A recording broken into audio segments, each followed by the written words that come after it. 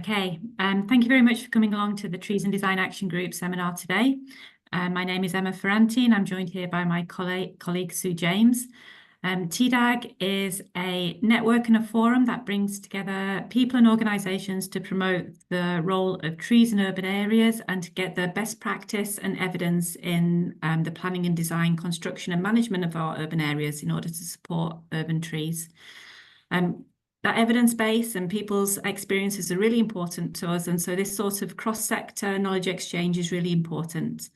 We would like to thank our partners for today, which is the Institute of Chartered Foresters, the Institute of Highway Engineers, Landscape Institute, and the Urban Design Group.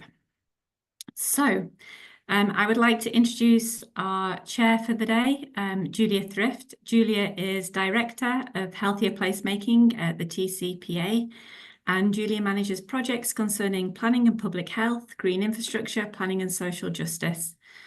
Throughout Julia's career, she's been interested in the links between the design of the built environment and the quality of people's lives. She used to work for CABE, which was the Commission for Architecture in the Built Environment, where she was the founding director of CABE Space, the government's advisor on policy and practice regarding England's urban parks and public spaces. I think I first saw Julia speak in around 2016, and we've had the pleasure of working with her a few times with TDAG since then, and I've always found her to be very thoughtful and wise. So over to you, Julia. Thank you, Emma. That's quite something to live up to, but I'll do my best. I'd also mention that I'm a trustee of Trees for Cities, so trees and how to make sure that they thrive in urban areas is very much something that's dear to my heart. So thank you very much for inviting me to chair today's meeting.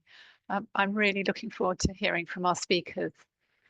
So I think everybody on this call, on this webinar, knows that urban trees are vital for many of the things that communities and governments want to achieve: healthy populations, climate resilient places, and places that attract investment and jobs. And there's lots of evidence that trees can do all of those things. However, despite providing multiple benefits, funding tree planting is often difficult, and funding the care and maintenance that trees need, particularly for the first 10 years after they've been planted, sometimes seems impossible.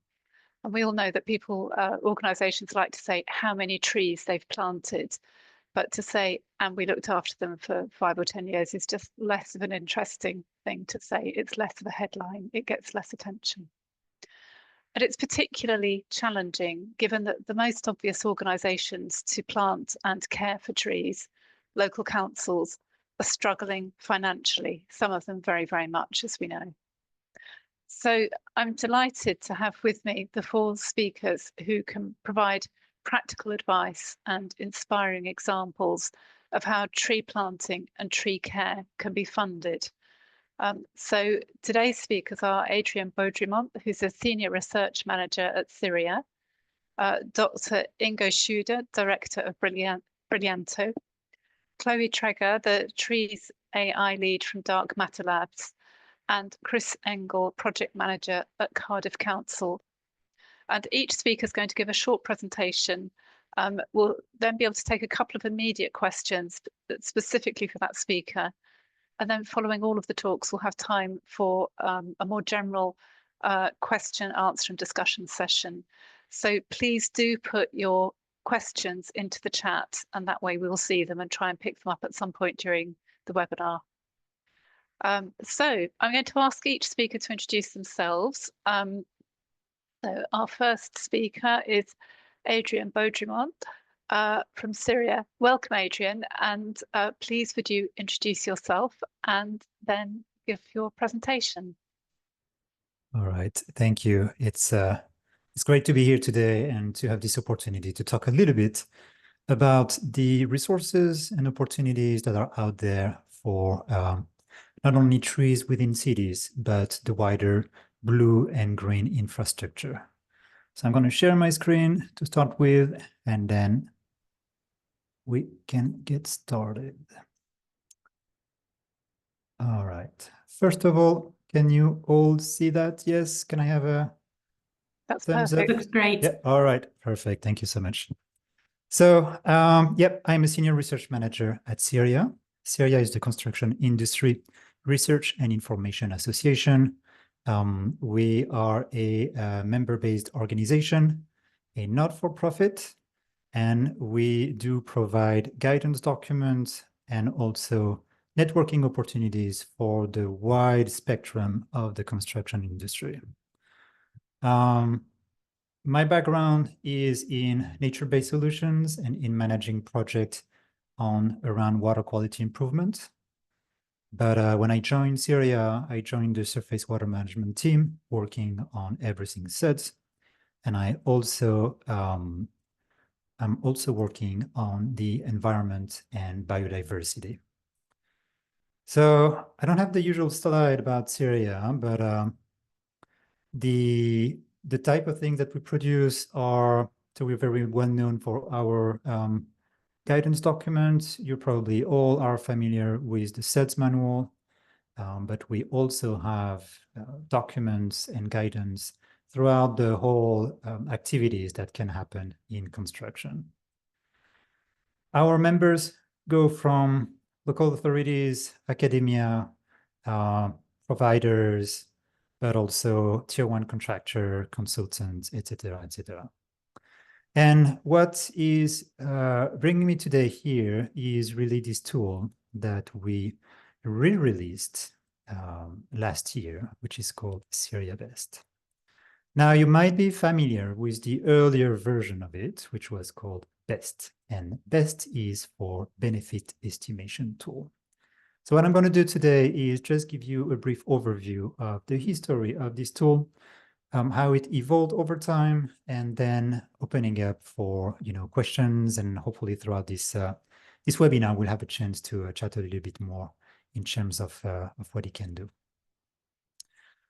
All right.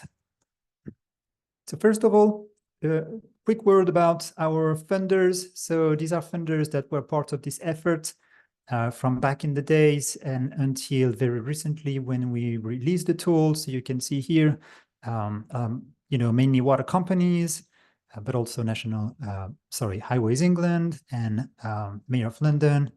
And I just want to highlight at the bottom right UKRI because this was a funding part that allowed us to transform the tool from its earlier version to what I'm going to be talking about today. Here is a little bit of the timeline. So you can see that this tool has been in the making for 10 years or so.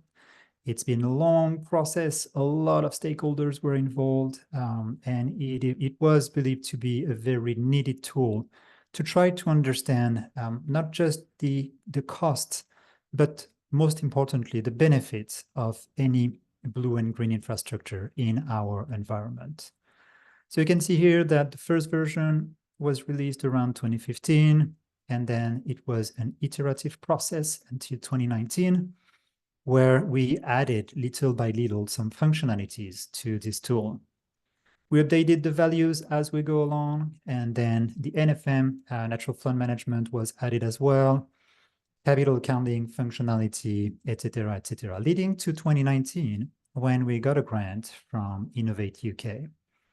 And this grant was really to transform what was originally a spreadsheet-based tool into an online tool.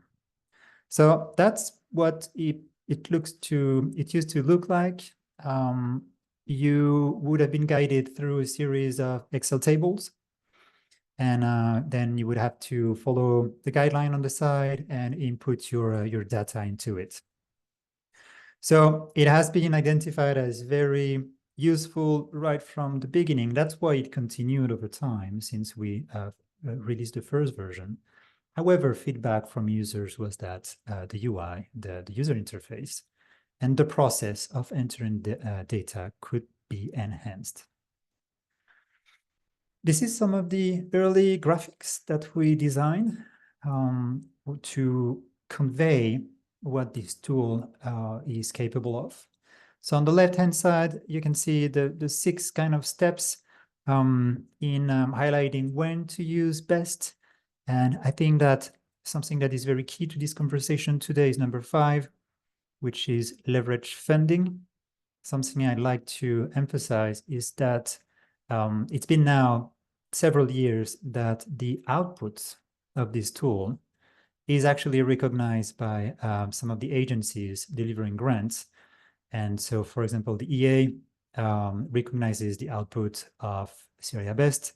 So it's something that can be added into grant proposals and that are really useful to make the case and to obtain funding for this type of activity. On the right-hand side, you can see some of the benefits that the tool covers. And you can see the health benefits, rainwater use, biodiversity and flooding, education, building temperature, amenity, etc., etc. This was an early graphic, so since then we added more of those, and I will talk a little bit more as we move along those slides. All right, but first of all, what is Syria Best? So the idea is really to help with making a business case, is to assist for decision making in, it's really to compare the work as usual versus what if I were to change and I were to to construct, to build blue and green infrastructure instead of the usual gray infrastructure. It's really a comparison tool. So you enter your data, and you input the features that you want to develop. You input the baseline scenario, and then what you get out of it is a series of monetary value that tells you the value of the benefits that you would get if you were to implement those blue and green infrastructures. The new bit with this last iteration of the tool is obviously is the fact that it's online. And it's map-based as well, which means that instead of having to go through a series of spreadsheets living on your computer, now you can go log in online and you can actually draw your polygons to where your projects are. And then within those polygons, you can highlight the different features that you want to implement. And you can use this tool as a repository of all your different ideas and all your different scenarios, and then use those to try to see what works best for the site that you have, the budget that you have, etc., etc. Or you can also use it to highlight, to emphasize one particular benefits for the sake, for example, of a grant opportunity or a funding opportunity. So it's a very structured process of benefits estimation. And what it allows is it allows you to compare different scenarios, different places and options. And so you really compare apple with apple, because it's the same process for each of those projects that happens behind the tool. Once you have your final output, it really looks like, it's a bit hard to see on the right-hand side here in the circle, but basically you have your benefits on the right-hand side, and then you have a capital breakdown, and it will tell you for each of those features, which one brings you the most monetary value. You can export these outputs, and then you can use them for your funding bids or business plans. When we released this tool last year, we went through a process with UKRI and with the authors to update the latest values that are built in within the tool, which means that when you enter your data and the tool does his work, it's actually using the most up-to-date monetary value for the benefits that you are comparing your work as usual and your scenario. So this is just a summary about why we actually started this work. It was really to simplify the process and to allow the users to really craft different scenarios for different projects and see what works best. So how does it behind the screen? So this is one of the, it's a little bit like a workflow of what happens, and this is what you will be doing as a user when entering data into the tool. So first of all, the question is, what are the interventions and what is the context?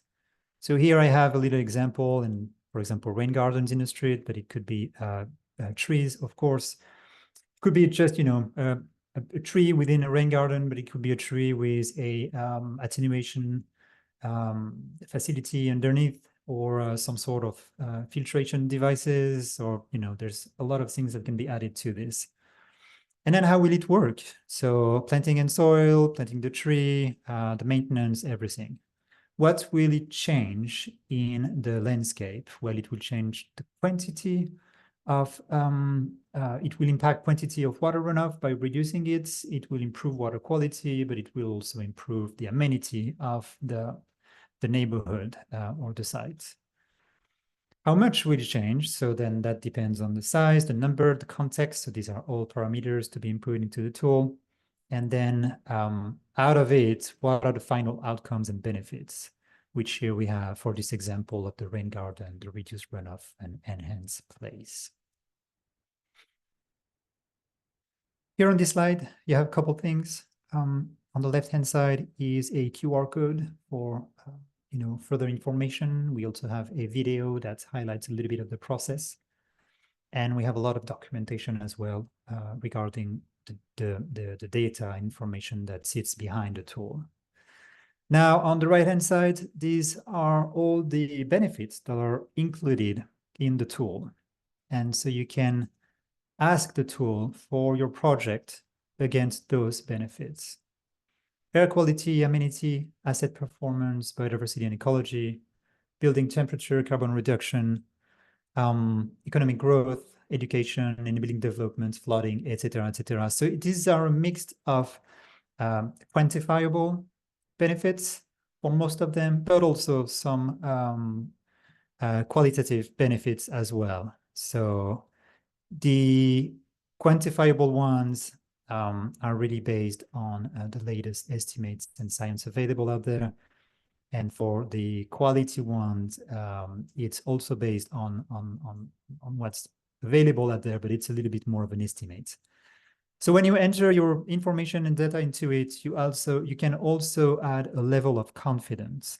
So for example, if you are redoing a street and you're not quite sure, or sorry, if you're redoing like something on the verge of the cityscape, and you're quite sure what the baseline scenario is, so you've had maybe a very rough idea of the species that are over there, but you didn't have like a full, you know, an ecologist that actually went there and did a really precise assessment.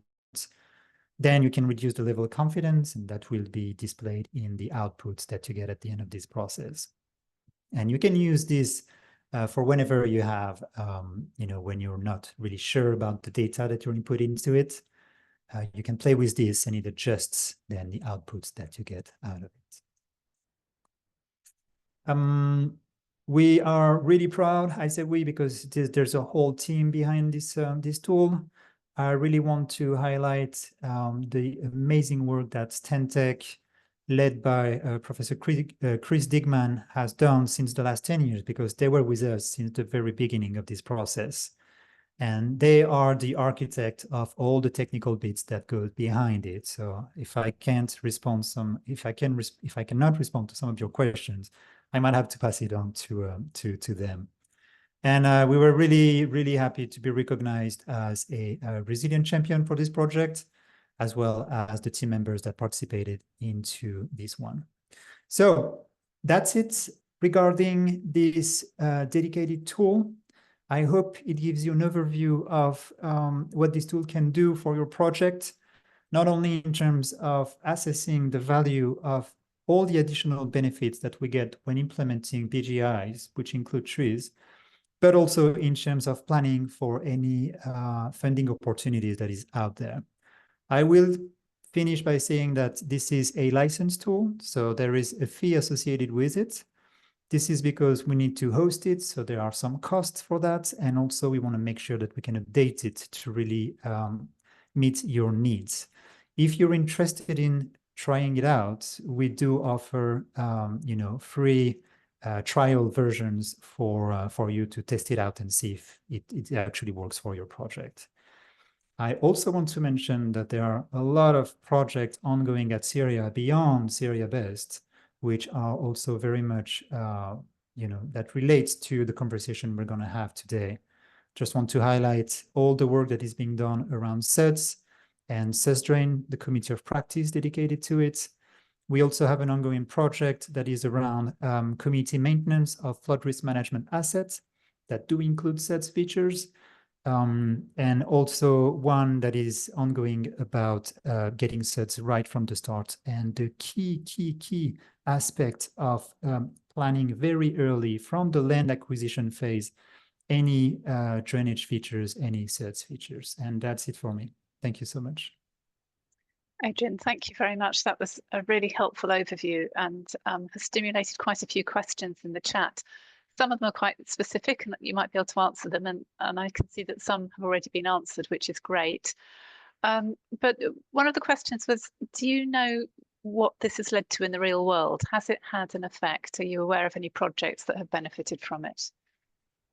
Yes, so it has been used by several water companies have been using it for their own internal purposes when they do their business cases to direct funding within their organization, but also it has been used, for example, so Chris Digman, the architect behind the tool, is part of the Hull Living with Water initiative, and they have used it to estimate the benefits that they would get for their 25-year action plan.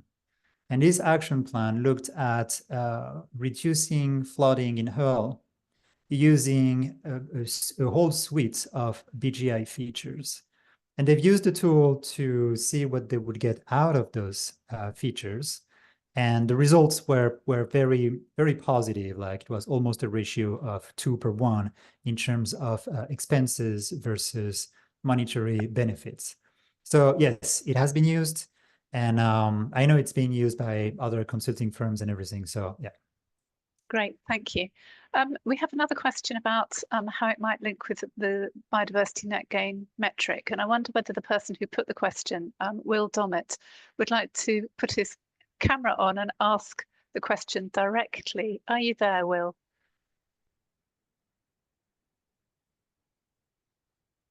Hello? Hello? Hello, Oh, great. yeah. We can see you and hear you. Good. Would you like to Okay. put your question directly to Adrian rather than me trying to interpret it badly? Okay, yeah, it's just in terms of the biodiversity net gain metric, there's like calculations based, for example, on tree canopy mass on the BS5837 data, for example. And I'm just wondering if the Syria tool uses similar methodologies or data to quantify, say, the ecological benefits or the benefits of that it derives essentially.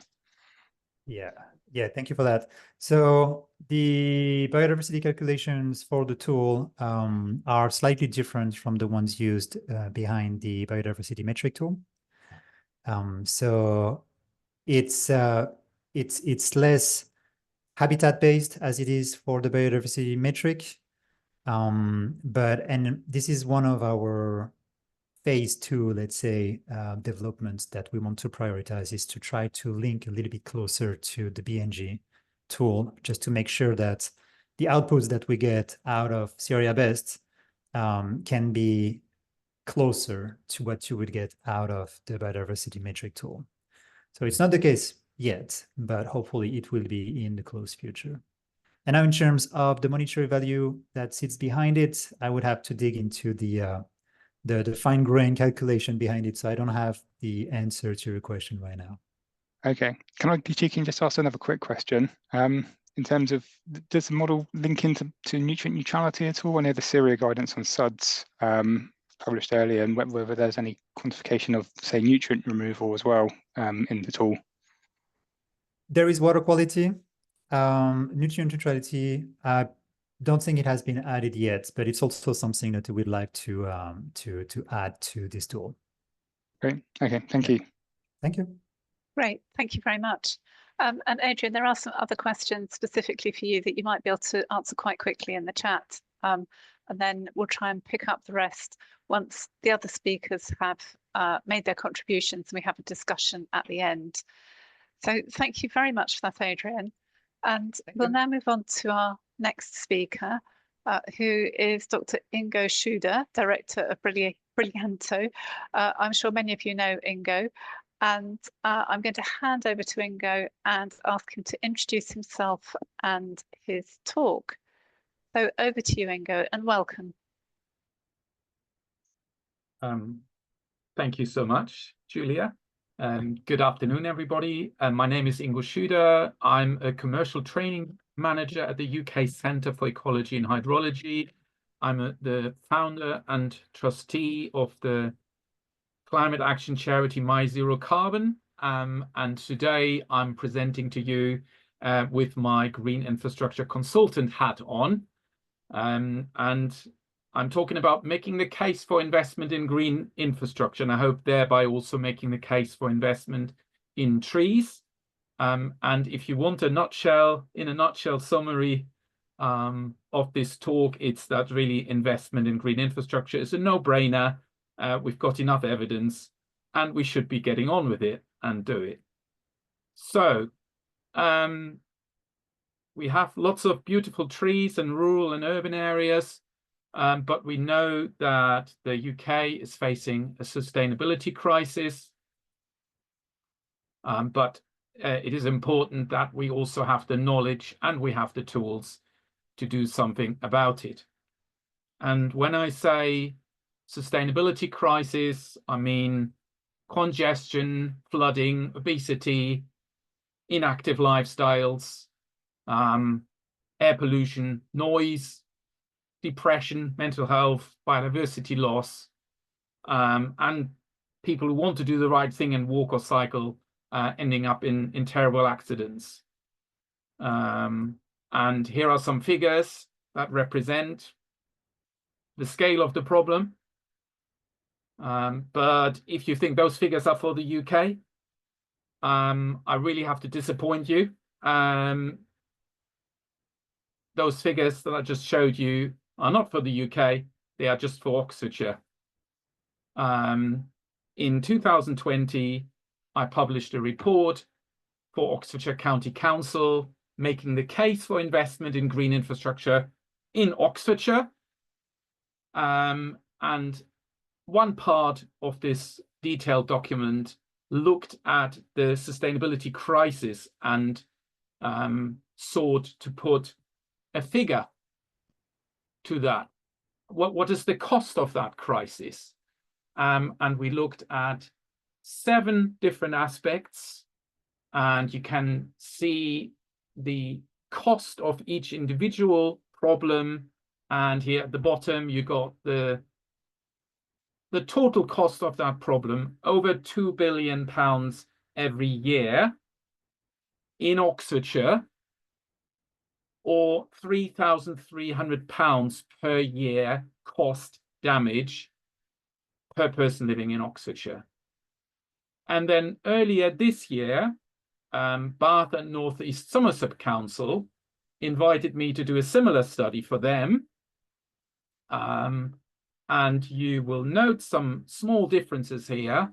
One is that we decided to also include the negative cost of biodiversity loss, and we also included the cost of climate change in our calculation. And even though this local authority is a lot smaller in terms of population than Oxfordshire,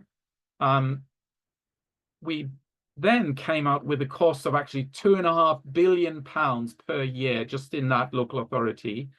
And the most shocking figure of it all is that if you do that per person, it's now gone up from 3,000 Oxfordshire, the calculation we did with a set of 7 sustainability issues, it's now gone up to £12,500 per person. So it is madness not to do anything about this sustainability crisis. And that's about the bad news you're going to get from me in this presentation from now on.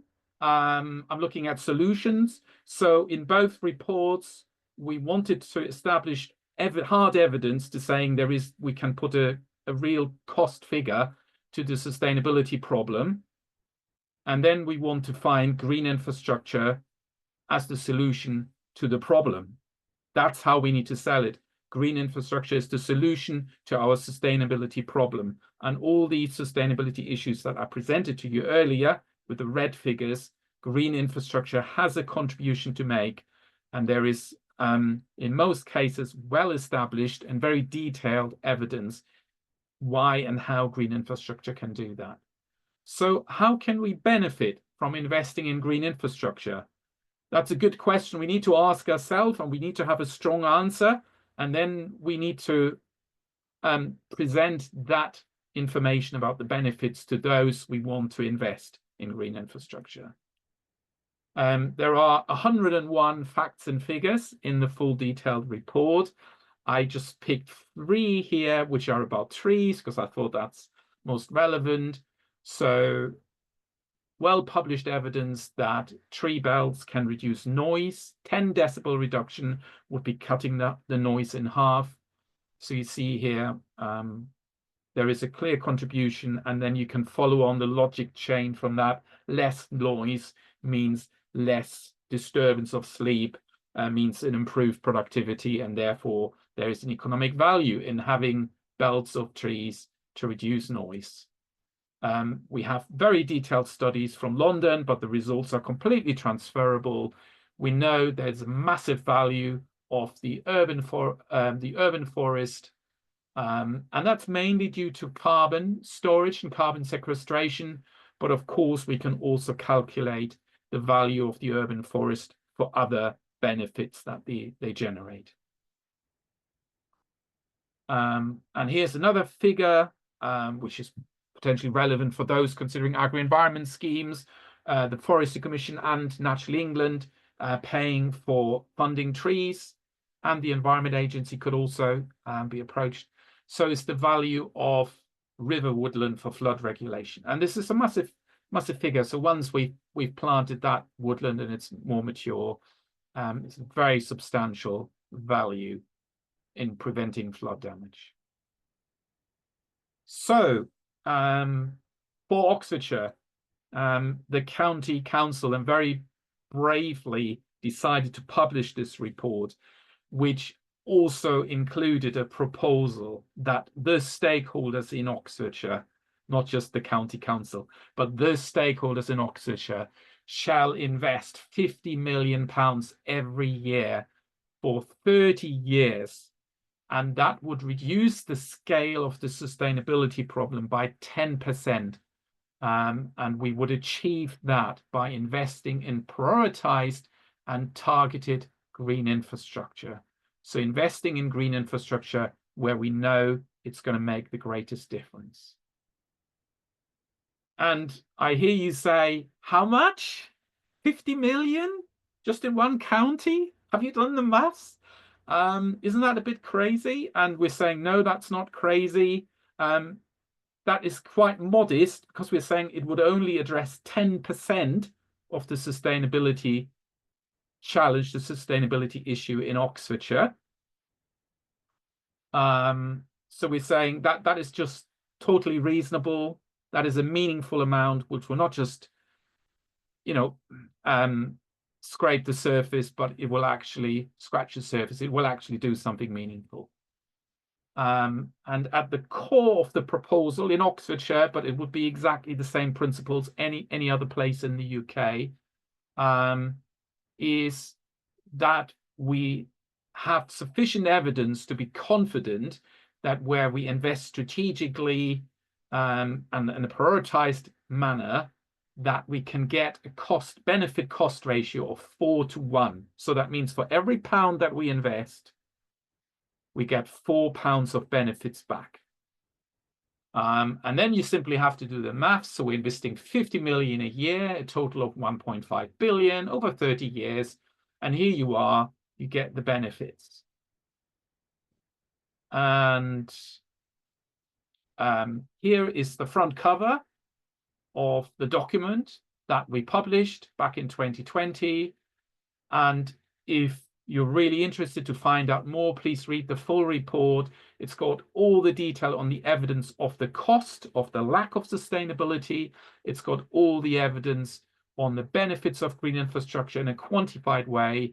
It's got several pages worth of sources that state the cost-benefit ratio, so you can find out why we are making the assumption that a 4-to-1 cost-benefit ratio is a realistic assumption. So we are assuming that for every pound invested, we're getting £4 back, just as a reminder. There's still people joining. So just to recap, so the proposal for a single county would be that we invest £50 million over a period of 30 years to reduce the scale of the problem by 10%. We're not saying we're going to solve the problem 100%. Green infrastructure isn't the silver bullet. It's not the only tool in the toolkit, but it has a meaningful and important contribution to make, and a cost-effective one as well. And just a reminder, maybe for the skeptics, the Stern report, The Economics of Climate Change, said that we should invest 1% of GDP to avoid climate catastrophe. So for Oxfordshire, that is equivalent to investing £205 million each year to avert the climate catastrophe. Well, that's most likely not happening in Oxfordshire right now. So, but we can actually say, okay, we invest some of that 205 million in green infrastructure, because we also know that green infrastructure will both reduce carbon emissions, but also help us to adapt to the increasing threat that climate change poses.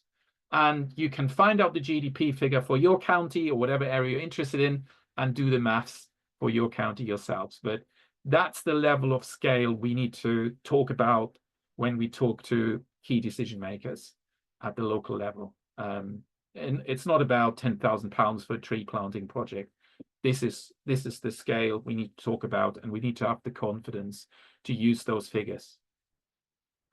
So in addition to the very detailed and very long report, we also produced a lovely infographic. And let's see if I can make this work. So it's kind of summarizing here the 7 sustainability issues, summarizing how much they cost. It then moves on to what is kind of the nub of this proposal, is that we invest in green infrastructure continuously, consistently over 30 years. The £4 benefits for £1 invested principle. And if we do that, then we will get to a wonderful green infrastructure benefits tree. And we didn't design this with TDAC in mind, but it's kind of obvious to use a tree here. And you can see that by 2050, we would generate £6 billion of benefits from this green infrastructure investment. We then looked at some strategic principles. So how do we need to go about investing? And you can see here, so 8 principles. I need to speed up a bit, I think. And we also said, this is not just for the county council to do all this and everybody else to lean back and say, can you please invest? But we need all these stakeholders, all these parties involved, including communities and those who educate communities and educate others. And as I said before, we need an approach to green infrastructure investment that's strategic. It needs to be wholehearted. Politicians need to agree to it, otherwise, you know, it's dead in the water. So we need to convince politicians, either with these hard facts, evidence that we've got, or with softer case studies, or with individual case stories. It needs to be coordinated. There needs to be a green infrastructure investment program manager if you want to do this right. It needs to be adequately funded, and we need to use all levers and mechanisms available to us. And here's just a long list of possible investment mechanisms. Have a look at the PowerPoint after this webinar today and look at that at your own leisure.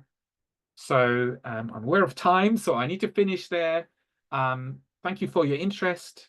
in this talk, in this topic. And I'm going to use the chat in the next 5 minutes or so just to give you a bit more information and give you the links and so on to the documents. Julia, that's it from me. Back to you. Thank you, Ingo. That was really concise and really interesting. So you've convinced me, and I expect you've convinced everyone on the call, that Oxfordshire should be investing £50 million a year in green infrastructure. Your report was published a couple of years ago. What's happened? Is anything happening? So thank you for that question. So not as much as I would have liked has happened. The document was accepted as the official evidence base for this strategic, for the strategic evidence gathering. There was a proposal for the Cambridge-Oxfordshire arc, which would have led to hundreds of thousands of houses being built and a massive development between Oxford and Cambridge. Now, that hasn't quite come about. I don't know if Labour are going to revive that. So it has changed the thinking. It has reached some of the councillors. We had a revival, a bringing back of a local nature partnership, which was struggling in Oxfordshire. So that's been revived. And they are aware of this document. So it's not the absolute mega success story, I'll be honest with you. But it's early days for Bath and North East Somerset. So the majority of the document isn't in the public domain yet. It's only been seen by a small steering group. We know that Bath and North East Somerset are investing in green infrastructure, as in they just employed a new green infrastructure manager, so a more senior role has been brought in. So we're hopeful that we can see more things coming to fruition in Bath and North East Somerset. That's great, thank you. And I think many of us are aware that one of the big problems with green infrastructure is the funding is going to have to come from lots and lots of different sources. Yeah. The benefits often accrue in different places from the places where the funding comes from, and possibly in different eras. You can invest now and your green infrastructure will be fully functional in a decade or 2 decades time. It looks as though your report helps address some of those problems, but do you have any reflections on this problem of the silos that particularly local government budgets are cut into? How to overcome that? I was running a bit out of time, so it's going quite fast, but we need to, all these people need to be involved in like 10 different groups of people. So we need to, well, first of all, we need the politicians to buy in, and the politicians to say, we get it now. Okay, let's work on developing a partnership. Let's work on generating £50 million from a diverse range of organizations who have a shared interest. So it's a shared cake, but kind of, to bake the cake, you need £50 million, and then you can jointly eat the cake. So you can have your cake and eat it in this case. And people need to see that, to have a celebration with a party with a cake, we need £50 million to create, continuing this. We need everybody to chip in, and then everybody will benefit. So the health sector will benefit with massive cost savings. And we've got the NHS Forest as an established principle, it's an established charity, which has fairly successfully made the case that we need to invest in green spaces to reduce NHS costs. And it's a coming together, and it's challenging, but we need to do it. It's not going to work if we continue working in silos. We need to work in partnership and see that if we all contribute to a big strategic program, it's going to be most likely to be successful and most likely to be cost effective. Thank you. And your reports look like a very good framework for making that case. So I'm sure we'll all look at them with a lot of interest, and they'll be very useful. We will have further time to talk to our speakers towards the end of this session. So do please continue to put your questions in the chat, and we'll try and pick them up at the end, if not before. So I'd now like to move on to our next speaker. Our next speaker is Chloe Treger from Dark Matter Lab. And so I'm going to hand over to Chloe and ask her to introduce herself and her presentation. Thank you, Chloe, and over to you. Thank you, Julia. Let me just make sure that I can share it okay. Hopefully everyone can see that. Yep. Assuming silence means yes. We can see it, thank you. Okay, sorry, I can't see anyone anymore. So if you're nodding along, I won't see anything. So yeah, first of all, thanks for the opportunity for talking here. As Julia said, my name's Chloe, and I'm from an organization called Dark Matter Labs. We're a not-for-profit. We have about 60 people globally and about 10 people in the UK. And the Trees as Infrastructure initiative is about revaluing urban nature as the critical infrastructure that it is. We've developed with a range of different technological partners, and we've been very lucky to be supported by different governments and philanthropies. So yeah, also thank you to Ingo, because I think you set the scene so well that I can almost just sort of blitz past my first few slides, but just to say, similarly to how Dark Matter Labs and Trees as Infrastructure has been approaching trying to get finance into trees, is to really looking at these multiple benefits, actually also to the first speaker. So just a tiny bit of context setting. It's more than likely that people born today will experience a 3-degree temperature rise. And I think too often when we hear that, people have a sort of carbon tunnel vision of, okay, we need to tackle emissions. And that's obviously hugely important, but there are a range of other factors that we need to consider, especially because obviously in an urban context, the business case doesn't really work for trees being invested due to their carbon sequestration. So in particular, because they will affect cities so much, we've been looking at the impact on heat and flooding with, by 2080, the chances of UK cities reaching 40 degrees is the same as the chance of them reaching 32 degrees today. And what that would mean in terms of health and livability, I think anyone who's spent time this summer on the continent would know. And flooding, 1 in 5 homes will be at risk of flooding. So the reason why Dark Matter Labs is called Dark Matter Labs is if you really want to change the city, then we need to re-engage with sort of the infrastructure that you cannot see, like public planning, like how things get financed, and that's where things will change. So yeah, I can go quickly through the benefits, and though I do think what's critical to mention is, when we talk about the benefits of trees from a mitigation point of view, not only carbon sequestration, but for instance, a mature tree providing the role of 20 air conditioning units. And so even though trees provide these adaptation mitigation benefits, they're still seen as costs. And this is in the context where, I'm with Ingo, this amount is actually not crazy at all. There's a 94 trillion infrastructure investment requirement by 2040 globally. So what we're talking about is not a lack of finance, it's a delivery challenge.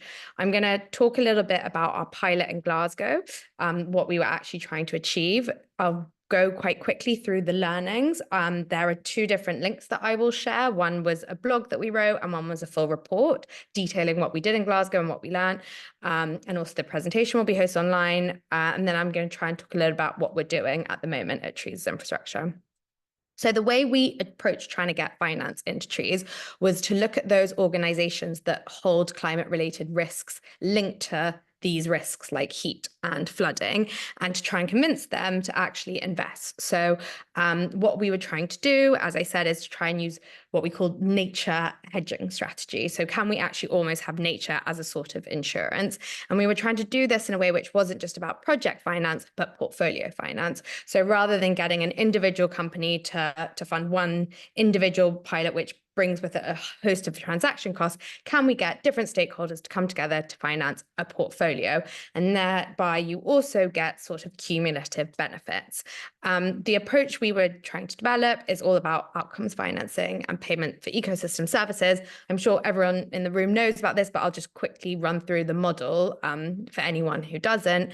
But it's very simple. So you look at those, as I've said, what we call outcome buyers. So let's say for flooding, it might be mortgage providers who have the physical risk of actually lots of their properties being flooded continually, so they get devalued and effectively they have to write them off their balance sheet. And they also have the transition risk with regulation coming in with CBES, etc. So can you get them to pay money into some sort of a vehicle, which then goes to project developers who plant trees, and then as the trees develop, and outcomes get monitored and reported, the mortgage provider knows that they have actually paid for something that was in their advantage.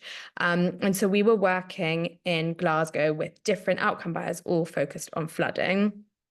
In particular, we had Flood Re, Nationwide, Scottish Water, representing the sort of roles of outcome buyers. We had from project developers Climate Forest, and also the Metropolitan Glasgow Strategic Drainage Partnership. And we had SEPA and Glasgow City Council. And we organised for about 2 years on these monthly meetings to discuss sort of how do we get to a portfolio of investable nature-based solutions, all focused initially on flooding, but with a range of different co-benefits. So this is a sort of hack of the Green Finance Institute's map, and it's not actually something that you can do linearly. So we actually, throughout the process, started doing bits of 8 before we had finalized what exactly the ecosystem services are. And it ended up being like a much messier and less linear process. The other thing that we added in, which in an urban context we think is really important, is there's a role in structuring the portfolio, because I think, we know that there are so many different people involved that it's a bit different to a rural scheme where it's, you've got 1 or 2 landowners. So learnings from Glasgow, I'm going to go through this really quickly, as I said, because there's lots of links out there. And if anyone has any questions, welcome to get in touch. But I think what's important to mention is actually unlocking barriers to private finance requires interventions across the whole stack. And by this, I mean, it involves new technologies. I mean, Syria Best looks like a huge investment on Best tool, and really excited to play around with it, but a lot more around, monitoring, verification, reporting, etc. On top of this, tools alone are obviously not going to fix anything, so some organizational innovation is needed. And then finally, even beyond that, we need the sort of fertile regulatory landscape, which that is going to encourage it. So I think, sorry, that froze for some reason. Wait 1 second. Yeah, I have to click online. So some of the sort of new financing practices and technologies that we noticed have a bit of a gap.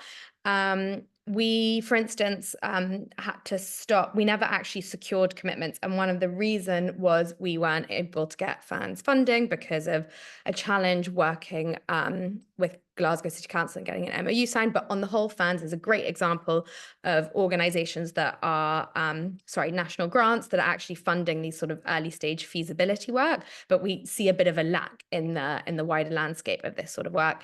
And that's true of getting funding across the whole life cycle. So there's obviously some great innovations here with like the Greater Manchester Environmental Fund, and Dartmouth Labs is still exploring this approach of getting a sort of funding facility that could fund a whole tree canopy, let's say, for a whole portfolio. There's a range of technologies that exist, but often they're either benefit specific, or they lack locationally calibrated approaches, or they don't have the best visualization.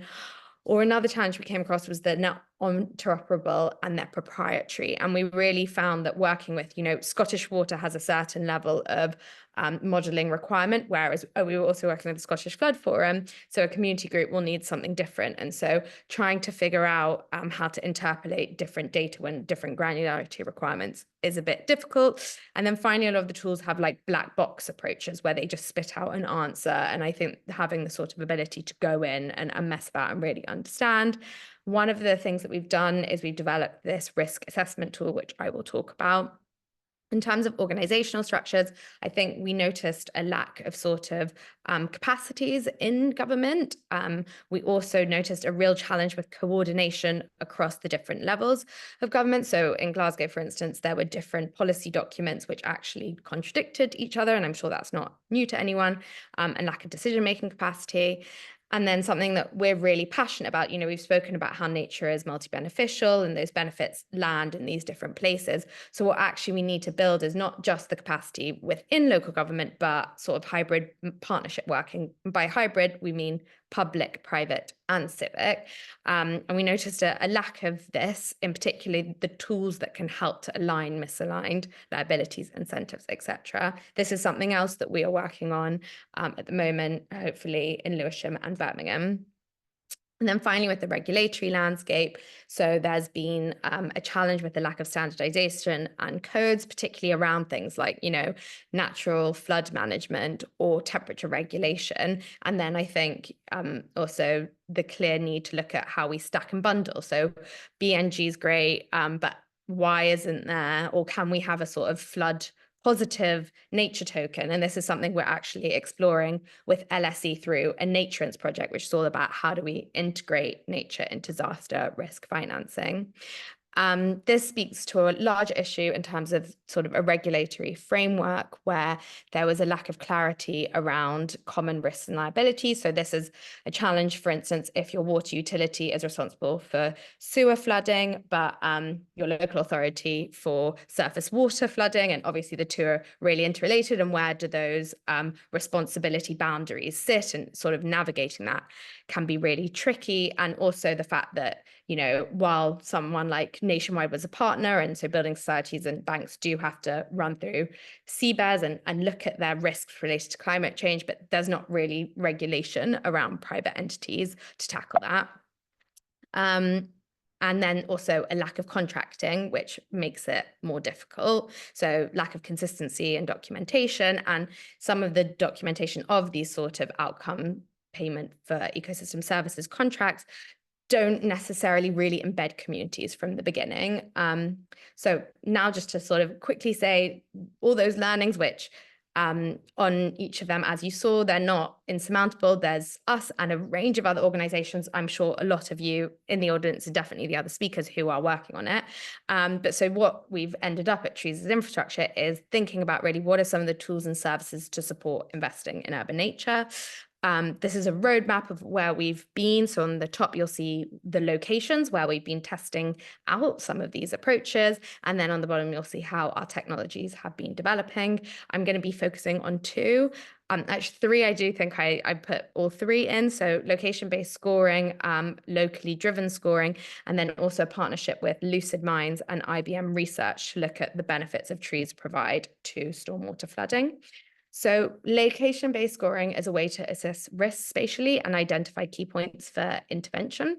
And this comes back to, you know, what we said about the carbon tunnel vision. So how do we create actually decision-making tools which can help us to prioritize where to go where? So this is if we do manage to get the 50 million, which I hope we do per council, per county, sorry, where should they go? And so we've developed a platform which is now working in Stuttgart, and we developed it in Glasgow and Seoul, that basically synthesizes and streamlines multiple data points to inform decision-making and policy development. The idea here is really, instead of resourcing, you know, one particular, let's look at just heat, or let's look at flooding, or let's look at this area, how can we create a tool which is really easy to use, which considers spatially what the different risk levels are? And the GLA has actually developed something for London, which is similar, and other organizations as well. But what this enables us to do is basically take lots of different indicators related to vulnerability, hazard, and exposure across different risk to impact chains, and then aggregate, weigh, and normalize those indicators to get a final score. In doing so, we realized that this is a very top-down approach of saying sort of what should go where, and this is going into communities. And so thanks to actually the National Trust, who initially funded us to really engage with how, when using data and digitally enabled tools, do we make them people-centered and take the community on board? So this is a report which is going to be published soon. And in it, we were thinking about, okay, how at the very early stages do we get communities involved and do so in a way which sort of gets us out of the green silo? And so we are working through an Innovate UK grant now with another project team within Dark Matter Labs, where we actually work with communities to define the outcomes that matter to them.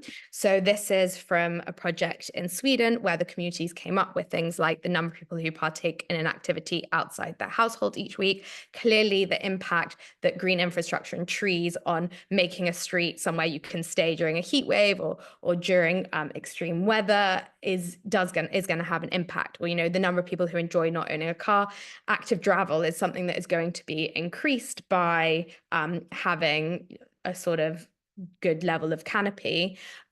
However, what we need to do is do that translation work a little bit. So we shift from, and thank you for Julia mentioning this, you know, we shouldn't even be looking at from numbers of trees planted to number of trees established, but how can we actually help communities to see how trees fulfill the values that are important to them? So in this project, we're looking to integrate subjective wellbeing data with the geospatial analysis from location-based scoring that I shared.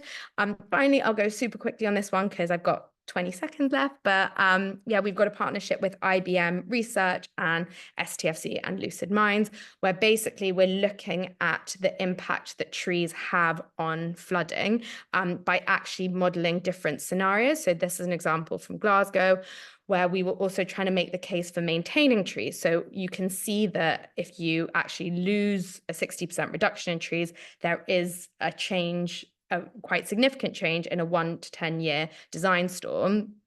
And then we overlaid it with buildings to see basically how many more properties would get flooded at over 15 centimeters and end up being 11% increase.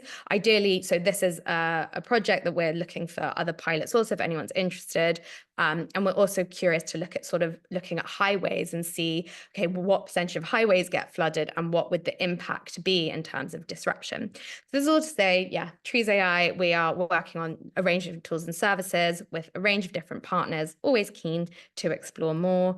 And yeah, any questions, looking forward to discuss now, or you can get in touch with me too. Great. Thank you so much, Chloe. That was absolutely fascinating. I'm going to put one question to you quickly and then see if there are others we could put to you quickly. What you're talking about is really very sophisticated, which is great. But I'm thinking about sort of hard-pressed councils with overworked, undertrained, underskilled staff sometimes, just desperately to keep the whole show on the road. You're working with councils all over the world.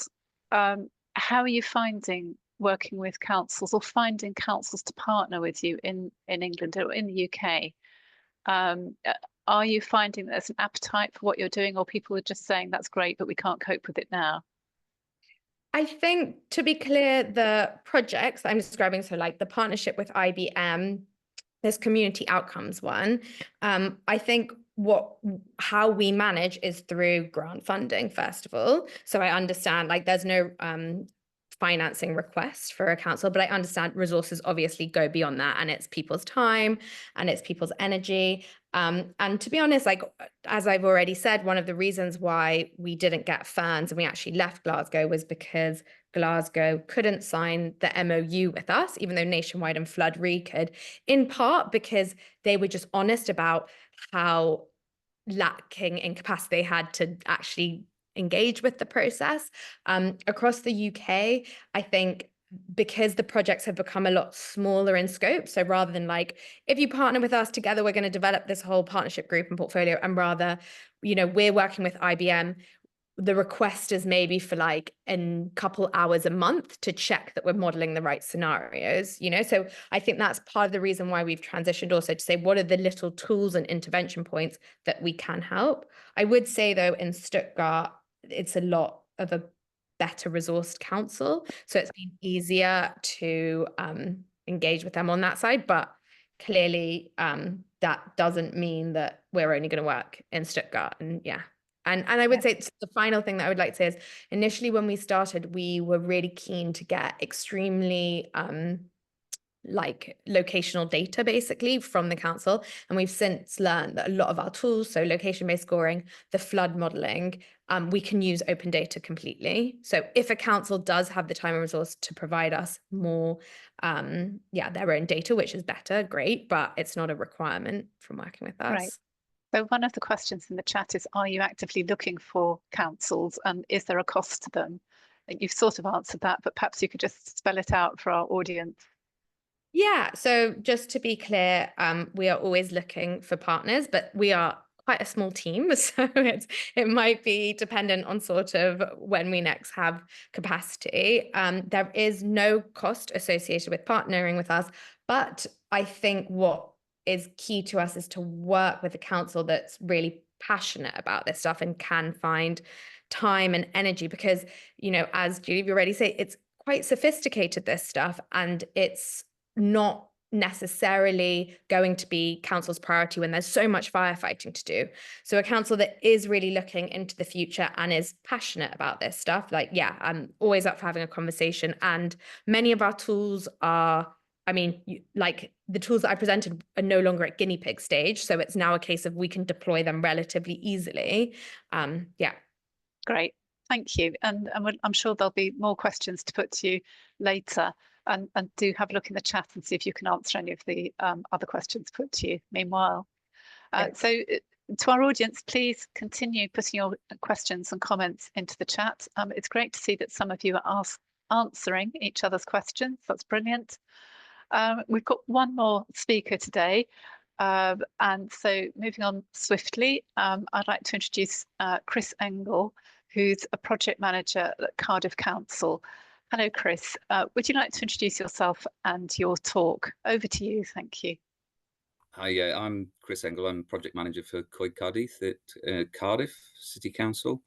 This is a hands-on approach to expanding the canopy in Cardiff and the background to the project. So got a few slides to share with you, and hopefully this is going to work for us. Okay.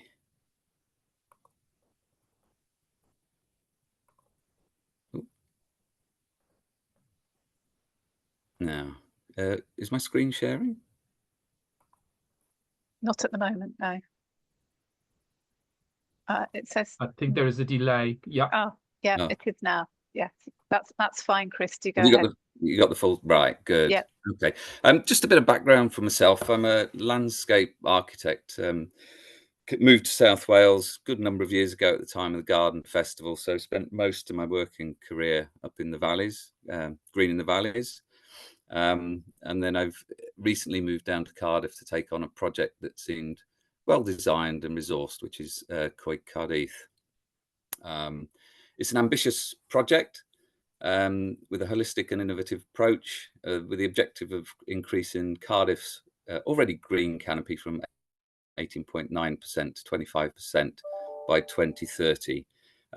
Easy to say, quite difficult to implement. That's 839 hectares, I believe, which is about the size of 3 wards. And obviously the council doesn't have enough land and under its own management to be able to deliver on that. So we can pretty much work with anybody that's got land holding interests and is interested in contributing to the canopy, which is what we've done over the last 3 years. Just touching on some of the presentations that have been given today, I've had moments of wry smiling with a number of the comments made around about, what you need to do. And it's sort of, just my introduction that sort of, this is how we're doing it in Cardiff. So thanks for those that have presented. But it is unashamedly hands-on. I've always sort of been more practical and enjoyed getting my hands dirty. So this experience in Cardiff has been pretty good, which I'm pleased to share with you. The good news is it's from a strategic level. Cardiff has a One Planet strategy, which is our 2030 target of net carbon reduction to make it net zero. And the Coed Cardiff project features in that. So we've tapped into a key strategic aim of the council. The members are very welcoming and keen on expanding canopy right across Cardiff. So we've got instant buy-in politically, and generally the public in Cardiff really appreciate the value of their green infrastructure and are keen to do more about it. As always, you've got a few dissenting voices, but on the whole, Cardiff really likes its green infrastructure, the value of it, and how they all get the benefits from it. So, if I can get my now my presentation won't move on. There we go. Right. Okay. So prior to 2021, traditional approach with Cardiff, I had quite a sizable budget, over 700,000 for the full arboricultural service. Nice little view there of typical street scene, but of course, managing trees in that scenario has cost implications, and with features like ash dieback having an impact, that budget is extremely well pressed. Not a lot of money to spend on increasing canopy by any means within that prior to the proposal of Coed Cardiff, and it was just managing a tick over. At best, they divvied the city up into 3 areas where replacement tree planting was taking place, and it was on quite a small scale, so there was no gain. And they were basically just ticking over, managing the stock that they had got, valuing it, protecting it as best they could. But they really wanted to push on that expansion program to increase the benefits right across the city.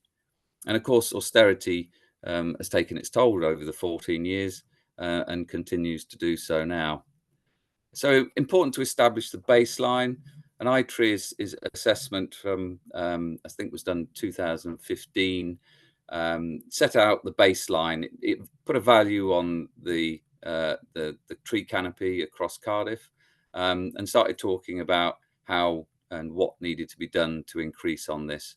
And that was used to good effect with NRAW, Welsh Government funding, to deliver. And Cardiff was successful in tailoring the Coed Cardiff initiative, which identified all the resources that required, cost values, and secured funding from Welsh Government for 2 years, the first 2 years from 2021 to 23. And the aim of that was getting everybody on board, protecting what we have, and most importantly, get planting right across the cities.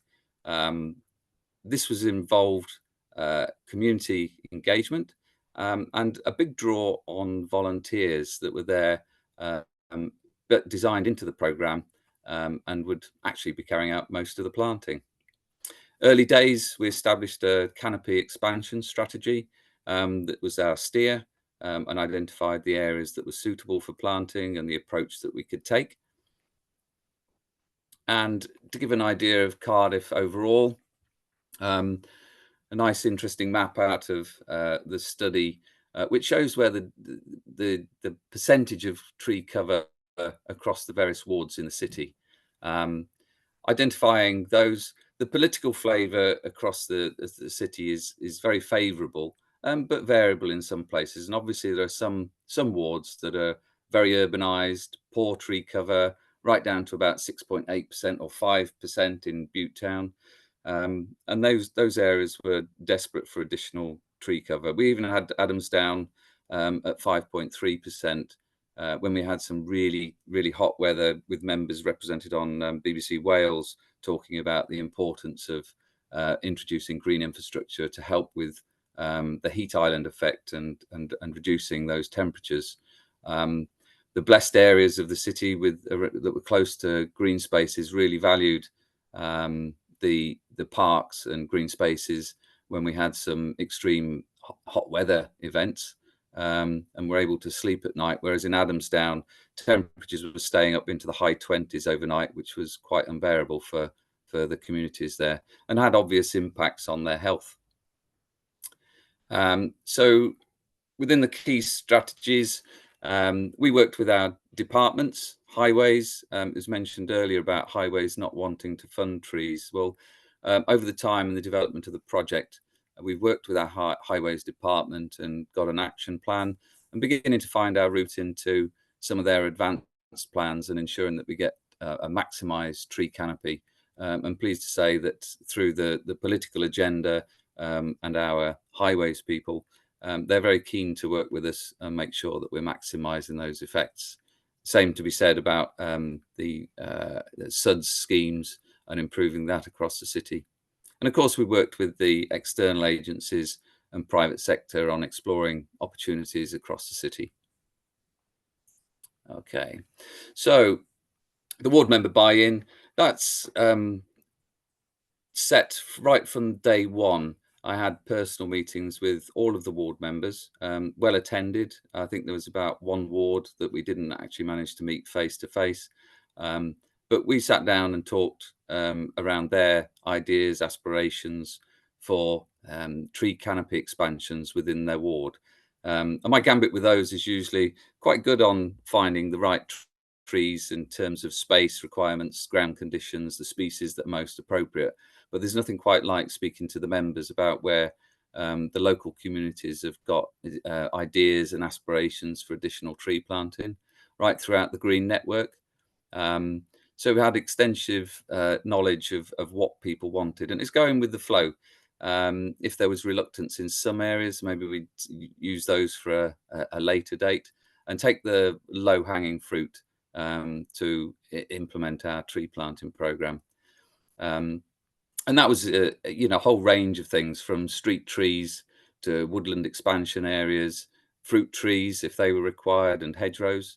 The visual on there is those are volunteers, corporate volunteers from Lloyds Bank in Rumney, where we planted about 2,000 individual trees, transplants, 45-60 size trees going into a identified area for woodland planting.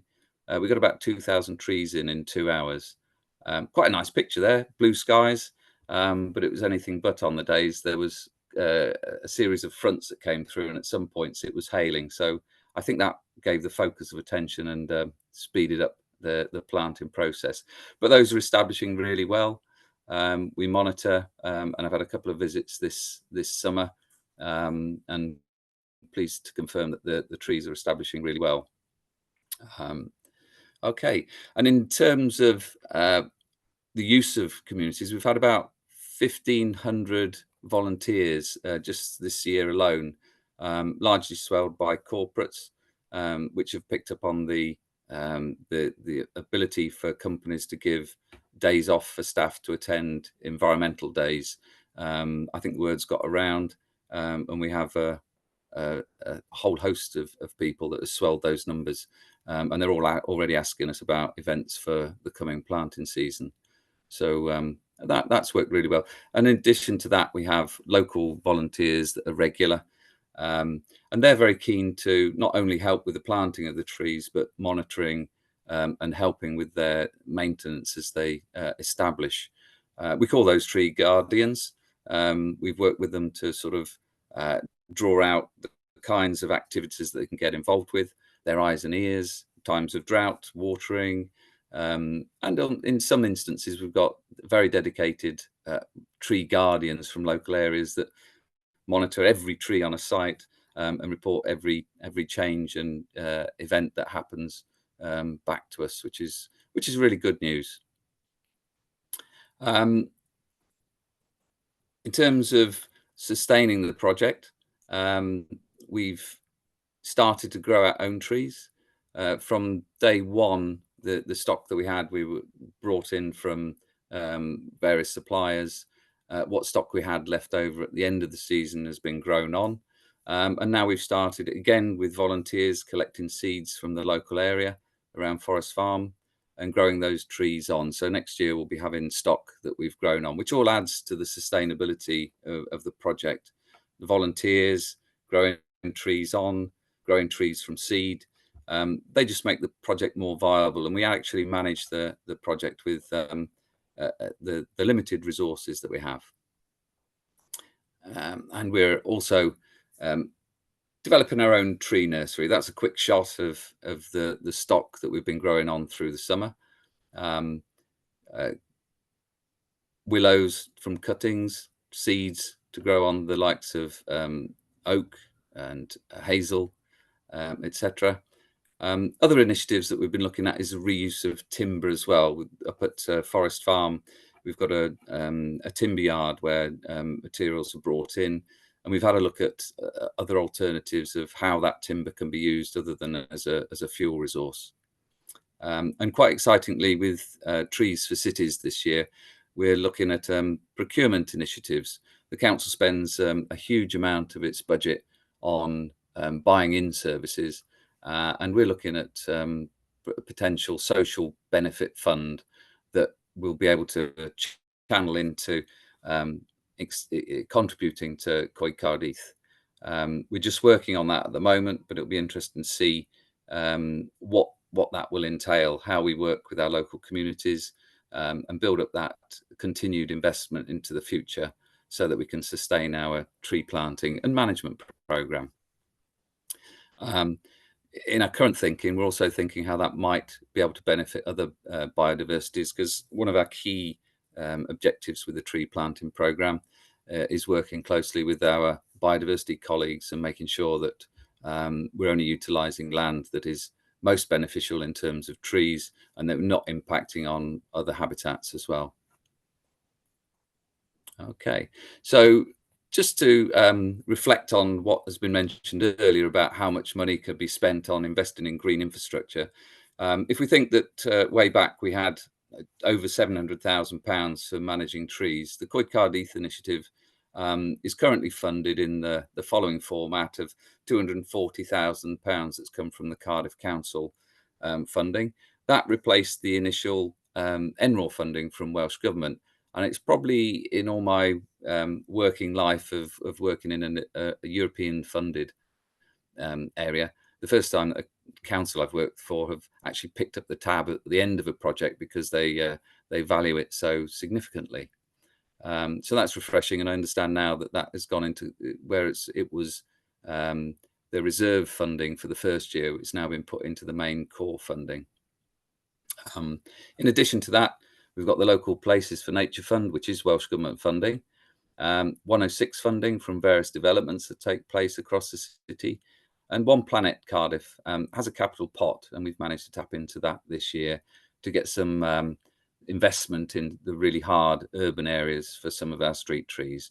And Trees for Cities are always interested in working with us and able to contribute annually about £10,000. So simply put, if that's about £409,000, that equates Cardiff population is around about 390,000 people.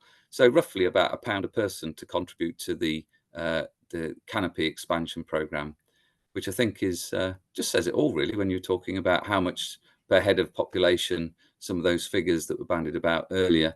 £1 a person sounds like best value to me. I think with that, just like to thank you for listening. I've got a few contact details there that sort of will allow you to see a bit more about Coed Cardiff. And if anybody is local and wants to come out through the winter months, all of our tree planting programme is published on Eventbrite.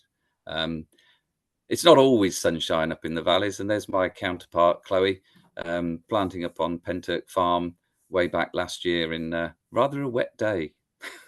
Thank you very much, everybody. Chris, thank you very much. That was very interesting and really inspiring. I'm going to put a couple of quick questions to you and then ask everybody else to join us. So one of them is about your very positive working relationship with highways engineers. So the question is, was it the politicians that put pressure on the highways engineers, or do you just have fantastically good highways engineers? It's quite interesting actually, because it was quite difficult to get into the highways to start with. It's quite a big department, and getting to the right people to speak to. So using the senior managers, I was able to find a route in. But the in my meetings with members, I've had a few offers of people saying, "How are you with our highways? Are they talking to you? Are they letting you get in there?" And I've always put them and said, yeah, actually, the people that I found through now have been very good. And last year we actually did an interesting bit of work on Monthermer Road in Cathays, where we had, now unfortunately, the guy I was working with from Highways, we got a couple of trees into a very tight street scene, which was really good. But he then promptly retired. So I'm back to, it's a lot of this is the practicalities of work on the ground. And you know the right people to get things done.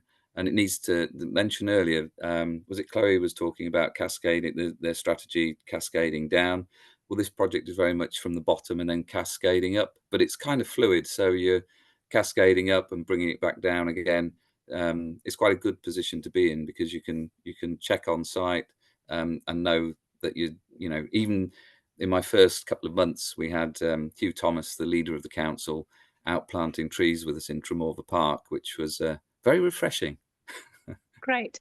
And do you think the fact that you've been doing this job for some time, or involved in this project for some time, has really helped, that you've got to know who's who and who can get things done? Definitely. Over time, it's what you know on the ground, who to go to, who to speak to, and how to get things done. And I think that engagement with the members is a sort of brilliant soundboarding, in that having met with them all, you know that you're on the same page, that you work into the directives that they want to deliver on.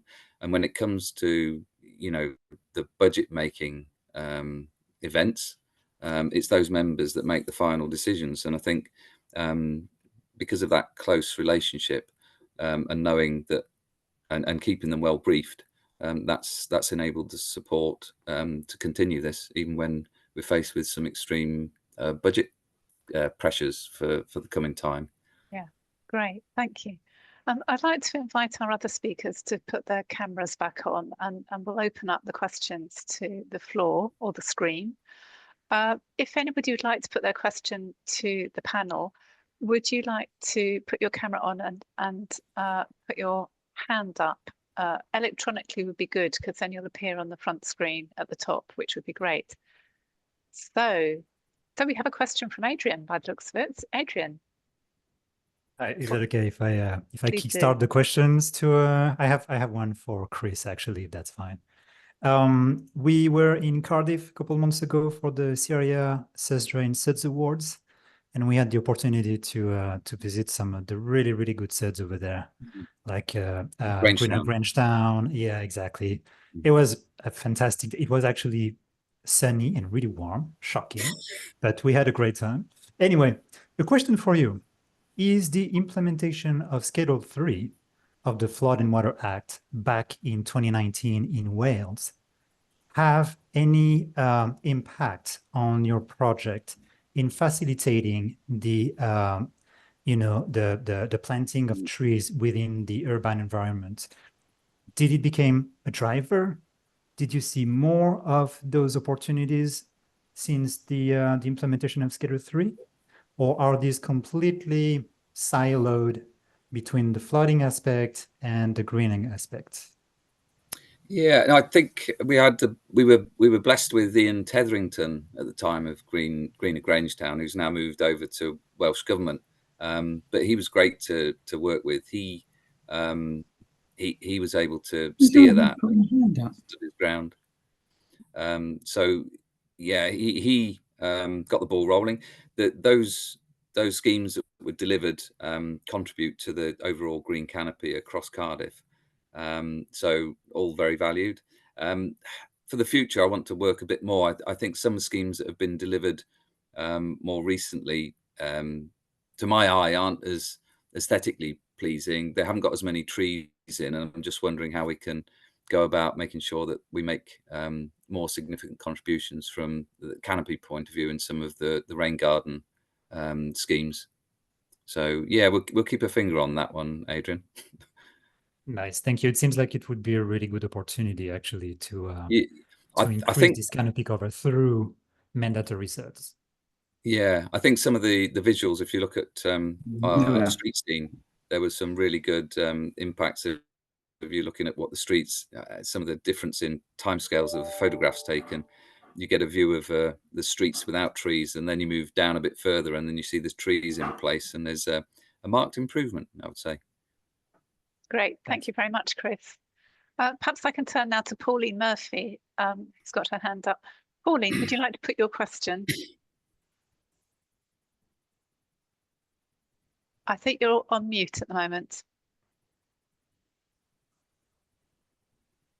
Still on mute.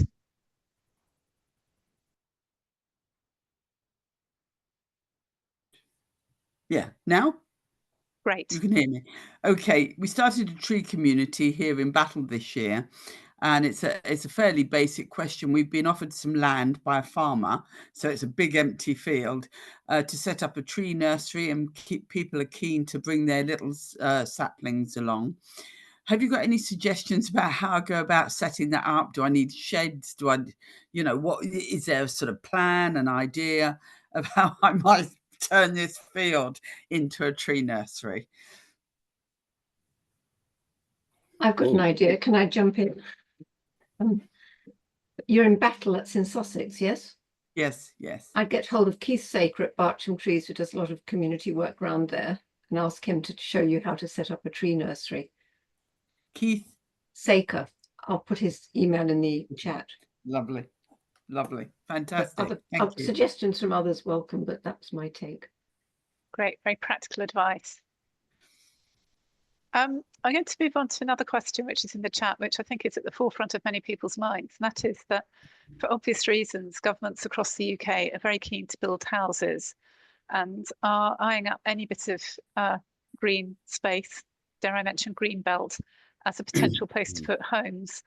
How can, I mean, obviously we need homes, so we need new homes, but we also need green infrastructure, and the two are not necessarily incompatible. I just wondered whether the work that you've all been doing in your different ways can help push back against putting homes absolutely anywhere, rather than trying to balance the needs of homes and the green infrastructure that those homes will need in order to be healthy, sustainable places. Do you have any advice to people, particularly in councils where local plans are under pressure and everyone's trying to find suitable land for building?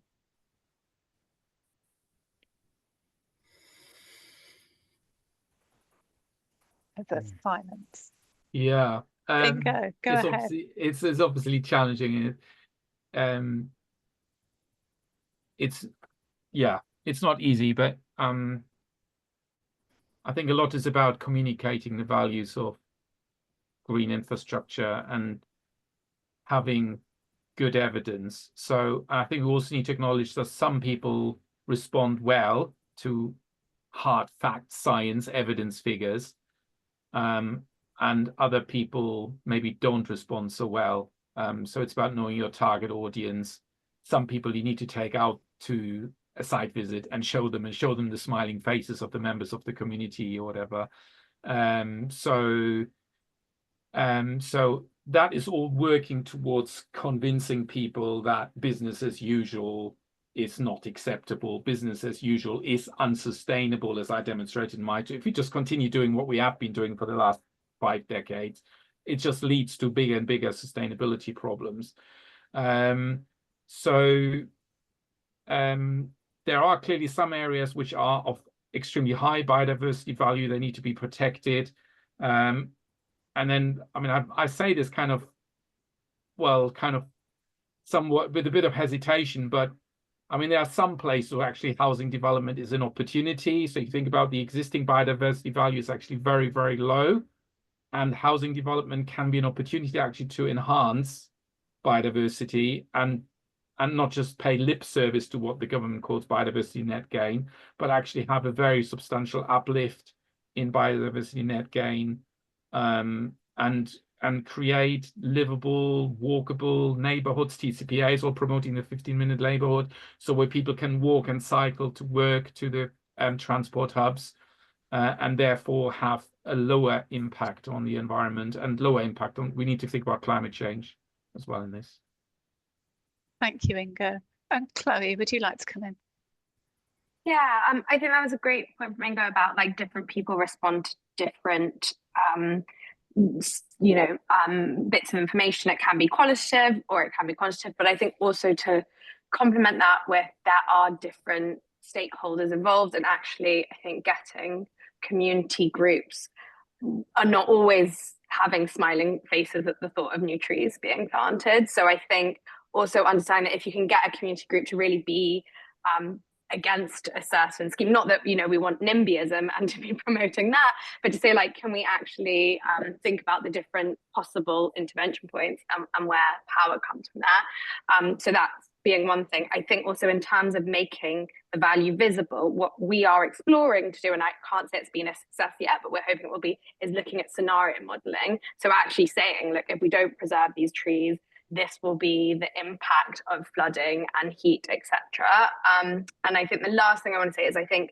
sometimes with the really complicated modeling and the 25 benefits, like the messaging does sometimes get diluted. So I think in some instances just having simple rules or looking for really simple stories, so whether that's like the 330, 300, obviously I think landed quite well in some areas, or just focusing on simple metrics rather than saying, trees do everything. Great, thank you.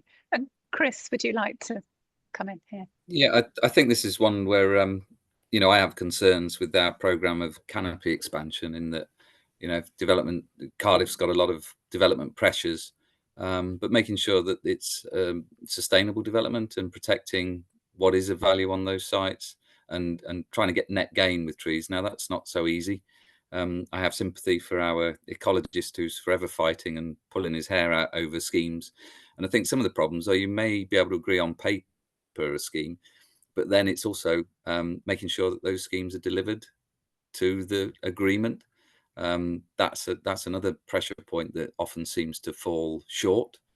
They might implement it in the first place, but make sure then that they're being managed appropriately so that they thrive and not just survive or fail and disappear. It's constant problems, and that's down to being able to monitor that works that's supposed to be delivered on. But I've had a lot of people feeding back to us concerns about housing development on the outer edges of Cardiff and those allocations. But, you know, new design should be to a high standard and ensure for more development, more green infrastructure going in as part of those developments. And also in the city centre, we've got some major projects like the arena development and some quite promising signs in some of the green infrastructure built into the architecture, so that we're getting again, because retrofitting in some of those areas is quite difficult. Whereas if it can be done in at the time of build, that could be very beneficial. And quite a nice one outside the capital centre is we've just reopened a canal. You know, in all my time going to Cardiff, it's always been a paved street with not a lot on it. But there's a sort of culvert under there that's now been opened, and sort of it's now the canal quarter. And recently otters seen on some of the islands that they've put in there. So there's some very good projects taking place right in the city centre that if they do what they say on the paperwork, could be very good for the city in the future. That sounds great, Chris. And if you could put a link to the canal project with some pictures in the chat, I'm sure we'd all love to have a look at that. Yeah, I'll have to source those out and see what we've got there. And another thing is, don't forget that public health teams have an amazing amount of freely available data and can advise on which communities suffer the worst health and therefore might need the most green infrastructure. And so making sure that sort of health and health inequalities information gets into planning is really important, because that can really support the argument for greening and tree planting in areas that are deficient at the moment. Would anyone else in the audience like to put their hand up and ask a question directly? Otherwise, we can take them from the chat. We've got one from Astrid. She's put a physical hand up. Great. Astrid, would you like to ask your question? I can't see you on my screen. Oh, yes, I can now. Sorry, please go ahead.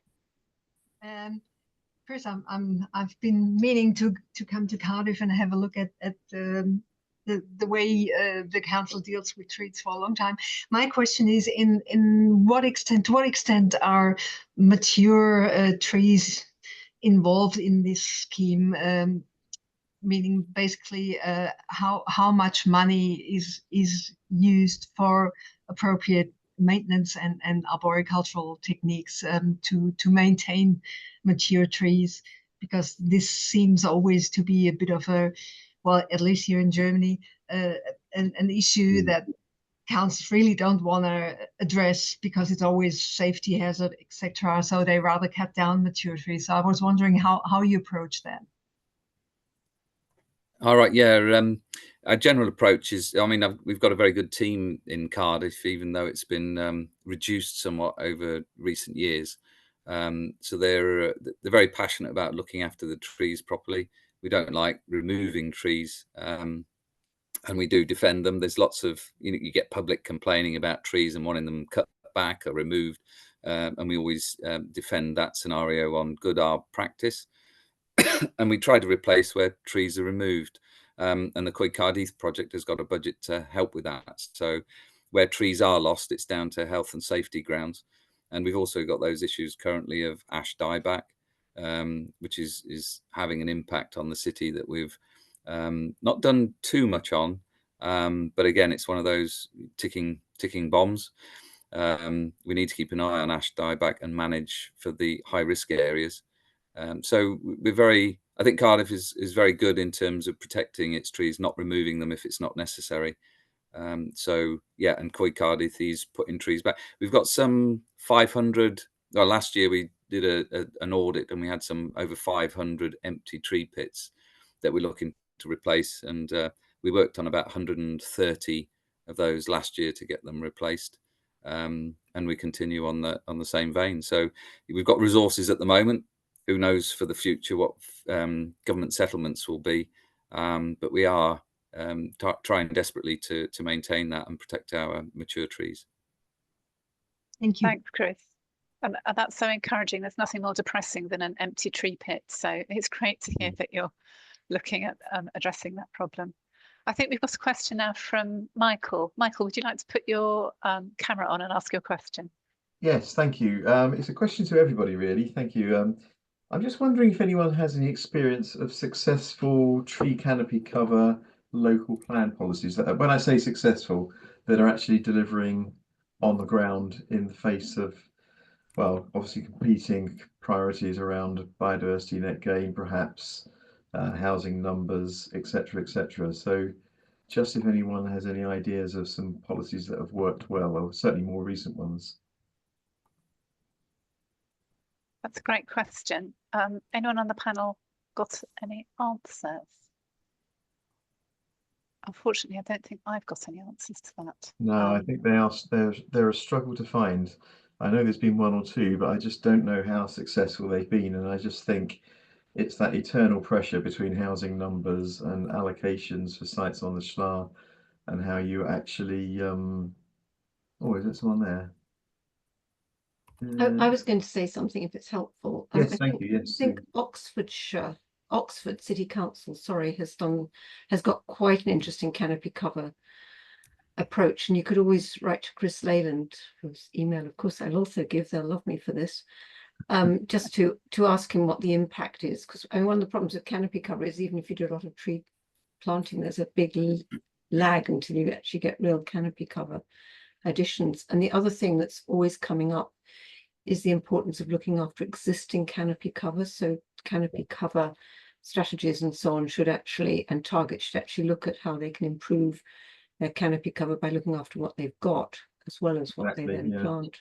Oh, it's also going to feature in, well, hopefully feature in the, when it's published, the revised British Standard 5837. So I think it's going to hit us whether we like it or not, which is good. I like it. But I don't think local authority, local plan policies, and maybe tree policies too, are quite keeping up with the pace. So BS 5837 will be featuring a bigger section on canopy cover, which I'm sure everybody must consult on and have good views on.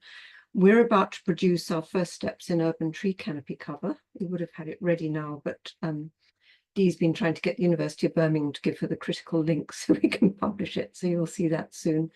And then we're moving on to actually site assessments, and those sort of things are all actually quite useful to feed into not only what developers and so on can understand, but then if local authorities can then support it and give developers that level playing field as to what they should deliver, we might actually make some progress. Great, thanks, Sue. We'll look out for first steps in canopy cover. That sounds really helpful. Another question from Anne Cruikshank. Would you like to put your question to the panel? Hello, yes, I'm very interested. It's a question for Chris, but maybe for others as well. Is the extent to which your trees are recorded as assets on your asset register at Cardiff Council, or whether other councils record the trees as assets on their asset registers.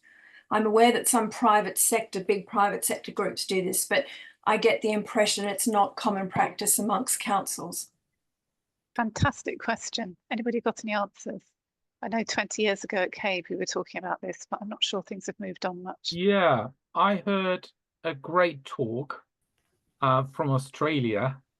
Now I'm not quite 100% sure, but I think it was Sydney. And what they've actually done is, yes, they put a number on every single tree, quite literally. So every tree had a number. And you could, they created a scheme where you could adopt a tree. So I love that tree because that's, I don't know, where I met my wife, or whatever, where I was sitting, I was waiting for my kids to come back from school or whatever. So you could adopt a tree, and if there was something wrong with the tree, you could just use an app, call the council and saying it's tree 1, 2, 3, 4, 5, 6, 7, and they know exactly where that is. And yeah, I think that changes the whole attitude that trees are assets. And can you imagine Australia, there's all the issue with heat and you need shade. And we're going that way, as somebody's already said in the chat earlier on. So yes, we need to do that. They need to be on an inventory. They need to be on the same balance sheet as any other asset, you know, the cars and the buildings and everything else that the council has, because they do different things, but they are of a similar value or maybe greater value. Yeah, I agree. I'm just concerned that perhaps it's not standard practice, but I'd be interested to see if others know whether any of the English councils are actually doing that. Adrian, do you want to come in next? Yes, so I don't have like a specific example of that, but if I'm to talk a little bit more about guidance, producing guidance, which is what we do at Syria, we're actually working on something like that, because we've recognized that blue and green infrastructures, which trees are included in, don't have like a firm asset management process in place in comparison to the gray asset, which we know how to handle over time. We know we have this asset registries and everything, but BGI not so much. And so we are in the middle of a process of writing some good practice guidance and also a framework on how to adapt the existing asset management principles to blue and green infrastructure. So yeah, hopefully this will become more of the norm, more of a standard as the years unfold, and as not only regulation, but the public becomes way more aware of the important, the crucial role that blue and green infrastructure are playing in our societies. So yeah. That's great. And Chloe. I just want to compliment what's been said, but also avoid answering the question to say that I think what we've been looking at Trees Infrastructure and other organisations like Nature Finance is also approaches of asset management that goes beyond the council, because as much as it would be great to get all councils to innovate and really put trees on their balance sheet, I think there are other opportunities. I mean, Freetown in Sierra Leone have done some quite exciting things around tokenizing trees, where each tree exists in a wallet. It's a different situation because I think a tree costs like $1 or $2 to plant and look after for I think 5 years. Don't quote me on those numbers, but it's around that ballpark. But yeah, just to say, like in thinking about asset management strategies, I do think thinking about hybrid approaches also is quite key in the context of a really strapped local authority.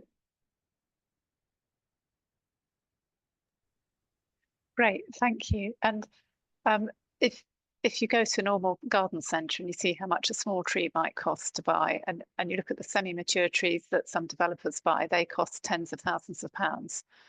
They are assets, and asset managers know that they should be spending a percentage of the value on maintaining their assets. So it's really encouraging to hear that Syria are working on a guide to this, because I think it could help unlock funding, because once you know how valuable your trees are, maintaining them becomes much more an issue of common sense, doesn't it? So really good to hear that, Adrian. I think we've got time for 1 or 2 more questions. Would anyone like to put their camera on and ask a question? Otherwise, I've got one little question. Well, I wanted somebody to ask their question, but I thought it was really interesting. I noted that Helen pointed out that climate action is not a statutory duty for local authorities, but actually looking at the fact that they've all declared climate and ecological emergencies, is it not time that it actually became a statutory duty? Otherwise, they've declared an emergency with no powers to act on it. Absolutely, and there is a duty in planning, but I think Helen's there. Sorry, Helen, it's in a footnote. So, Helen, would you like to expand on your question? Yeah, thanks, Sue, for asking my question. I'd forgotten I'd asked it, or stated it rather. Yeah, so I've just finished training as a climate scorecards assessor. I don't know if anyone knows about these climate scorecards, but if you don't, you really need to look them up. They're absolutely brilliant, and it's a really constructive way, I think, for setting some healthy competitiveness between local authorities. And yeah, I mean, I hadn't appreciated that climate action isn't a statutory duty. And I think, again, this goes back to my earlier point that we have to release that funding from central government. We can't be asking our local authorities to carry all of this on their own shoulders. And I think whilst a lot of them are trying, like Cardiff, for example, which I realise is devolved, I think we need to be asking central government and asking our own local authorities to lobby them to get them to do more, because trees is just one small fraction of the climate crisis, but it's part of a holistic approach that every single council needs to embrace. So yeah, thank you, Sue, for raising it. More of a statement than a question, but yeah, absolutely should be statutory. That's something we should all be lobbying for. Definitely. Absolutely. Thank you all for a really interesting discussion and for making some very good points there. I'm going to hand back to Emma, I think now, who's going to provide a bit more information about what TDAG's going to be doing. But before I do, I'd just like to thank all of our speakers for some really interesting presentations, very diverse, very interesting, and lots of food for thought. And thank all of you who've asked questions and put comments in the chat. It's been a really interesting and well-informed couple of hours. So thank you, and I'll hand over to Emma. Thanks, Julia. In a moment, I'm going to thank you, and then I'm going to hand over to Sue because she knows what TDAG's doing better than me. But I just wanted to chip in on climate action within local authorities. And if you want it to be mandatory, what is it you want to be, or statutory, what is it you want to be statutory? Is it mitigation, reducing greenhouse gas emissions, or is it adaptation actions? Because I don't think either are required. And I know at the moment that the infrastructure sector has to report against the adaptation reporting power. So every 5 years, they have to say what they're doing in terms of addressing infrastructure risk and challenges and the opportunities that climate change brings for our infrastructure. And I know at the moment there is a trial to bring local authorities into that reporting, which is ongoing with DEFRA. So Julia, you were amazing. Thank you ever so much. Sue, do you want to wrap up? Yes, just very briefly. So I shall attempt to analyze the chat, so that will come on the website with all these huge numbers of references. The presentations will go on the website. The recording will go on the website. Our next seminar is on the 29th of October.